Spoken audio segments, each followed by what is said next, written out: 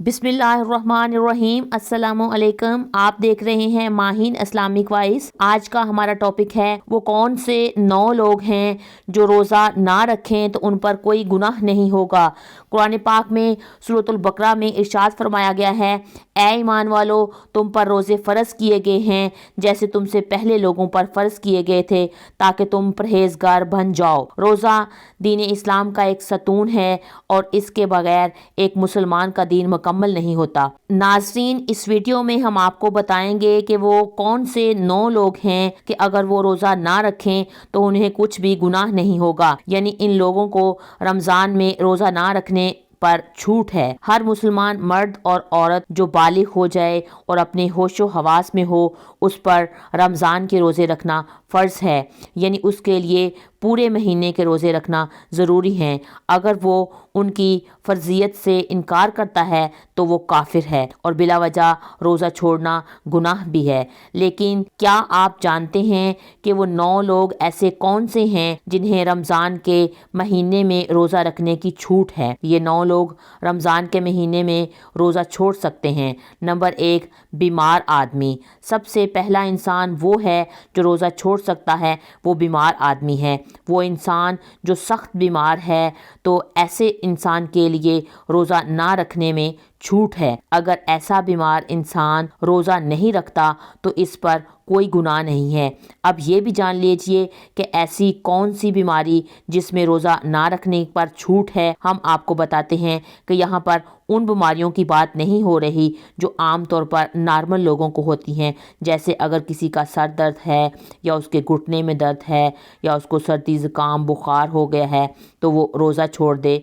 ऐसा बिल्कुल भी जायज़ नहीं है। ऐसे लोगों को रोज़ा रखना ज़रूरी है। जहाँ पर बीमारी से बिराद ऐसी बीमारी है कि जिससे इंसान की जान का जाने का ख़तरा हो। अब ये भी जान लीजिए कि वो कौन सी बीमारी है जिससे जान जाने का ख़तरा होता है। तो इस बात का कैसे पता चलता है कि अगर कोई माहिर डॉक्टर आपको ये कह दे कि आप भूखे प्यासे रहेंगे तो रोज़ा रखने से आपकी जान को ख़तरा हो सकता है, या फिर डॉक्टर आपसे ये कह दे कि अगर आपने रोज़ा रखा तो इससे आपकी बीमारी ठीक नहीं होगी या आपकी बीमारी और बढ़ जाएगी, तो ऐसी सूरत में रमज़ान के रोज़े रखने की उसको छूट जायज़ है। लेकिन छोटी मोटी बीमारी में रोज़ा छोड़ना जायज़ नहीं है। अब यहाँ पर अगर किसी ने अपनी बीमारी की वजह से रोज़े छोड़ दिए हैं तो ये याद रखे कि उसे रोज़े बाद में जो हैं वो रखने पड़ेंगे। जब उसकी बीमारी दूर हो जाए, यानी जब उसकी बीमारी ठीक हो जाए,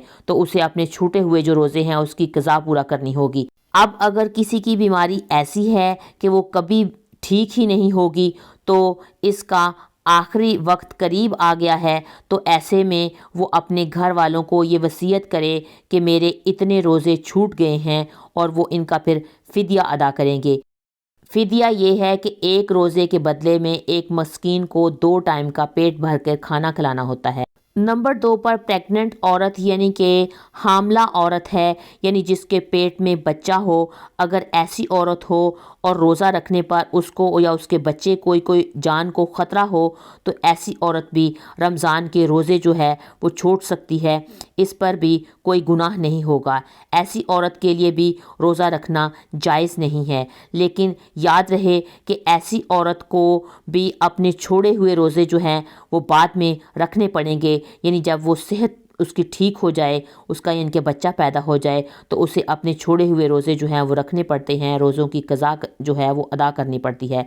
अगर कोई हामला औरत है और उसको डॉक्टर उसको कहे कि रोज़े रखने से उससे या उसकी बच्चे की जान को कोई ख़तरा नहीं है, तो ऐसी औरत जो है वो रोज़ा रख भी सकती है। नंबर 3, ज़्यादा बुढ़ापा होना, यानी कि तीसरा शख्स वो है जो अपनी उम्र के आखिरी पड़ाव में पहुंच चुका है। यानी कोई शख्स भी बहुत ज़्यादा बूढ़ा हो गया है, और अगर कोई ऐसा शख्स है जो अपने बुढ़ापे की वजह से अपनी जगह से اٹھ نہیں سکتا، بیٹھ نہیں سکتا، وہ اپنے بڑھاپے کی وجہ سے اتنا کمزور ہو گیا ہے کہ اس میں روزہ رکھنے کی طاقت نہیں ہے، تو ایسا شخص بھی اگر رمضان کے مہینے کے روزے نہیں رکھے گا تو اس پر کوئی گناہ نہیں ہے۔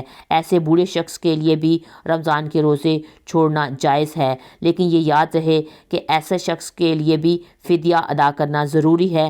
پھر اگر وہ ایسے شخص کو بعد میں اتنی طاقت آ جائے کہ وہ تندرست اپنے آپ کو محسوس کرے تو اسے چاہیے کہ اپنے چھوڑے ہوئے جو روزے ہیں وہ اس کو رکھ لے، اس کو قضا پوری کر لے۔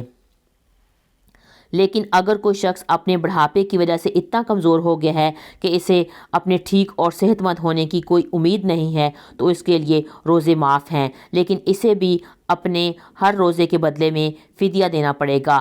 فدیہ یہ ہے کہ اپنے ہر روزے کے بدلے میں ایک مسکین کو پیٹ بھر کر 2 وقت کا کھانا کھلانا۔ نمبر 4 پر دودھ پلانے والی عورت۔ یہاں یہ بات بھی واضح رہے، پہلے جو زمانے تھے اس میں ایسی عورتیں ہوتی تھیں جو لوگوں کے بچوں کو دودھ پلانے کا کام کرتی تھیں۔ وہ لوگوں کے بچوں کو اپنے ساتھ لے جایا کرتی تھی اور 2.5 سال تک بچے کو اپنے گھر میں رکھتی تھی، دودھ پلاتی تھی، ان کو دائیاں کہا جاتا ہے۔ ایسی عورت کے لیے بھی رمضان کے مہینے کے روزے نہ رکھنے پر چھوٹ ہے۔ وہ بچوں کو جو بچوں کو دودھ پلاتی ہیں، لیکن چونکہ اب ایسا زمانہ نہیں رہا، لہٰذا ایسی مائیں جو بچوں کو دودھ پلاتی ہیں، اگر ڈاکٹر ان کو یہ کہہ دے کہ ان کے روزے رکھنے کی وجہ سے ان کے بچے کو خطرہ ہے تو ایسی ماؤں کو بھی روزے چھوڑنے میں کوئی گناہ نہیں ہے، لیکن یاد رہے کہ ایسی مائیں بھی بعد میں اپنے روزے کی جو قضا ہے وہ پوری ان کو کرنی پڑے گی۔ نمبر 5 پہ ہے پاگل یا دیوانہ شخص، یعنی 5ویں نمبر پر وہ شخص جس کا ذہنی توازن خراب ہو چکا ہے اور وہ پاگل یا دیوانہ ہو چکا ہے، وہ اپنے آپ سے باہر ہو چکا ہے، وہ بہکی بہکی باتیں کرتا ہے، جو اچانک بے ہوش بھی ہو جاتا ہے، اس کو کوئی دورے پڑتے ہیں، تو ایسا شخص جو ہے اس پر بھی روزے کی چھوٹ جو ہے چھوڑ دینا جائز ہے۔ یعنی اگر ایسا شخص بھی روزہ نہ رکھے تو اس پر کوئی گناہ نہیں ہے، لیکن ایسے شخص کو چاہیے کہ بعد میں جب وہ ٹھیک ہو جائے تو اپنے چھوڑے ہوئے روزے کی بھی وہ قضا دے۔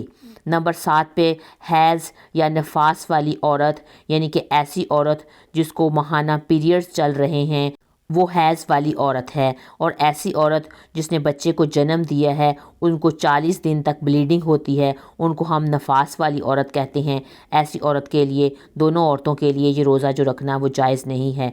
یہاں یہ بھی یاد رکھیں کہ پہلے جو بیان میں نے 5 لوگوں کی قسم کی ہے، اگر وہ روزہ رکھ لیں تو ان کا روزہ قبول ہو جائے گا، لیکن حیض اور نفاس والی جو عورت ہے اپنی اس حالت میں وہ روزہ نہیں رکھ سکتی، اور اگر وہ رکھے گی تو اس کا روزہ قبول نہیں ہوگا اور اس پر سخت گناہ ہوگا۔ ایسی عورت جب بعد میں پاک صاف ہو جائے تو اس کے لیے ضروری ہے کہ اپنے چھوڑے ہوئے جو روزے ہیں ان کی گنتی پوری کرے۔ نمبر 7 سفر پر ہونا، یعنی مسافر کے لیے، تو ایسا شخص جو سفر کی حالت میں ہے تو اس کے لیے بھی روزہ نہ رکھنے کی چھوٹ ہے۔ روزہ نہ رکھنے پر اس کے لیے کوئی گناہ نہیں ہے، لیکن یہ بات بھی جان لے کہ اس سلسلے میں سفر کیسا ہوگا۔ ہم آپ کو بتا دیں کہ جو سفر 82 کلومیٹر سے زیادہ ہو یا کم سے کم 15 دن کی نیت سے وہ گھر سے نکلا ہو تو ایسے مسافر کے لیے روزہ نہ رکھنے پر چھوٹ ہے، لیکن جب وہ سفر ختم ہو جائے تو اس کے لیے ضروری ہو جاتا ہے کہ وہ روزہ رکھے۔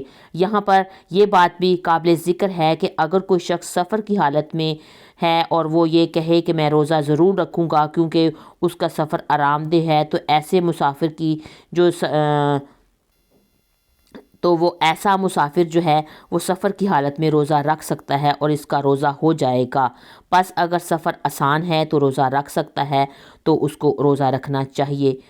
اور نمبر 8 ایسا شخص جس کی جان جانے کا خطرہ ہو، یعنی اگر کوئی شخص تلوار لے کر کسی کے پاس آ جائے اور یہ کہے کہ اگر تم روزہ رکھو گے تو میں تمہاری گردن اڑا دوں گا، یعنی تمہیں مار دوں گا، اپنی جان کا خطرہ ہو، تو ایسے شخص کے لیے روزہ نہ رکھنے پر چھوٹ ہے۔ لیکن یاد رہے کہ ایسے شخص کے لیے جب وہ ایسی حالت میں سے باہر نکل آئے تو اس کی جان کو جب یعنی کہ کوئی خطرہ نہ ہو تو بعد میں جو اس کو ہوا ہے وہ اپنے روزوں کی قضا لازمی دینی ہوگی، یعنی اس کو اپنے جو چھوٹے ہوئے روزے ہیں وہ پورے کرنے ہیں۔ نمبر 9 نابالغ بچہ، یعنی جیسے ہم سب یہ جانتے ہیں کہ روزہ ہر بالغ انسان پر فرض ہے، اور جو شخص ہوش و حواس میں ہو، اور اس طرح روزہ نابالغ بچے پر فرض نہیں ہے، اور اگر کوئی نابالغ بچہ روزہ رکھنا چاہے تو اس کا کوئی گناہ نہیں ہے، اسے روزہ نہ رکھنے پر چھوٹ ہے، لیکن اگر کوئی بچہ 10 سال کا ہو جائے اور وہ روزہ رکھنے کی طاقت رکھتا ہو،